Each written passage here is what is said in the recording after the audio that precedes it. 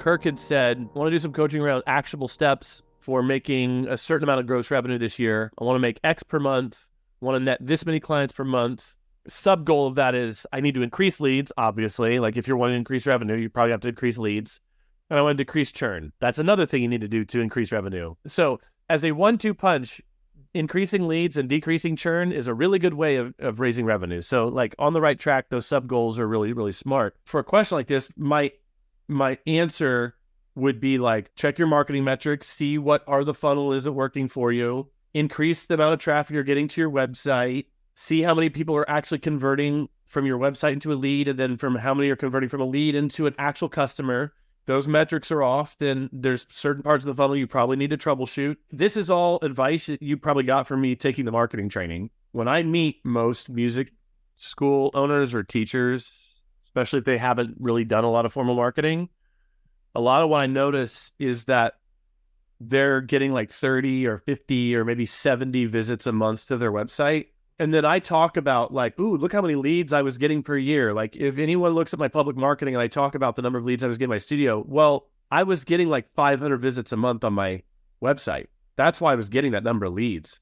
I'm not saying, ooh, look at me, I got 200 leads a year, like patting myself in the back. Like it was more like it's a function of math. So if you look at your last 2 years and you're seeing that you have maybe 75 to 150 visits per month, then what you need to do is increase your traffic. If you're just doing Google ads or maybe like Google ads and you've got a Google business profile and occasionally you're posting on social media, then you need to get really aggressive and you need to find other ways to bring more traffic in. The reason why most people struggle in the marketing and growing the studio part, they get like focused on like, oh, how do I get people to discover me?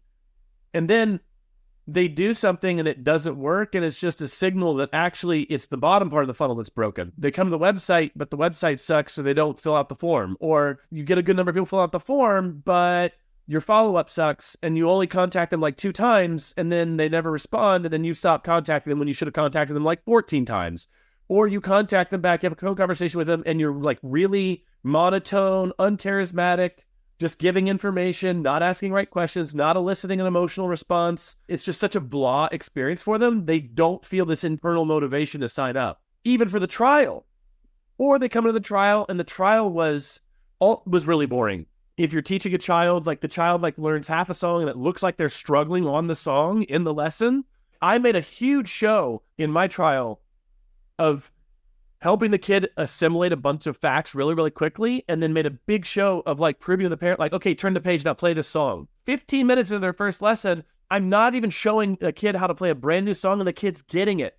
Like that made such a huge impact on the parents. This is why I never lost a trial, ever. And again, there's no implication here, Kirk, that you're failing at any of these things. Like we all struggle at different points in the funnel. Like one of the things I struggled with, even after like I got really good at it, I recorded myself on my phone a couple times for trials, and I actually was really turned off by how over the top I was being. I actually reined myself in. I was being a little too extra, almost kind of looked immature. And if I hadn't recorded myself, I wouldn't have noticed that. Like I was joking around a little too much just in trying to be really social with the parent and like build an environment. Like in my mind, I thought it was doing one thing, but then when I got like that objective view of myself, I was like, oh, I need to rein myself in actually. So I think that those things sometimes can help us when we take that objective view. I'm maybe getting a little off track here, but anyway, I think you see kind of what I'm saying here. So once you get solve that bottom part of the funnel issue, and you're having good success with the traffic that you are getting, and those numbers look good, then that's when you go all in and just focus on traffic. It's like if the bottom part of the funnel, if something's broken there, you do not worry about getting more traffic until all parts are functioning well. And then once those parts are functioning well, you then go to the top of the funnel, and then you just start dumping traffic into it. And my experience of that, and then what I've observed with clients, hundreds of clients over the last 7 years, is that they could almost ignore the bottom part of the funnel, because if they don't change anything there, then dumping traffic in the top, you're going to get this consistent result. And that's what I experienced. Like for years and years and years, my numbers at the bottom part of the funnel stayed the same, even as I put more and more traffic in at the top using different techniques. Just because I'd gotten my pitch down, I'd gotten like the playbook down and it pretty much went down the same way every single time. It was almost like they were being put into this mold and they were playing a part that I wrote for them. And I so designed the part that they would play their part, even though they didn't know what their part was. I had it so scripted that I was influencing how they behaved. And that behavior ended up with me making more money, which I really liked.